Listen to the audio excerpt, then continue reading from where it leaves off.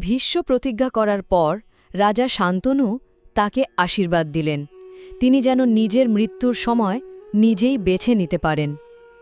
শান্তনুর মৃত্যুর পর সিংহাসনে বসেন ভীষ্মের সৎ ভাই রাজা বিচিত্রবীর্য। কিছুদিন পরে কাশীরাজের ৩ কন্যা অম্বা, অম্বিকা ও অম্বালিকা এর স্বয়ম্বর অনুষ্ঠিত হয়। ভীষ্ম তাদের জয় করে হস্তিনাপুরে আনেন বিচিত্রবীর্যের বিয়ের জন্য। কিন্তু অম্বা জানান তিনি আগে থেকেই শাল্বরাজকে ভালোবাসেন।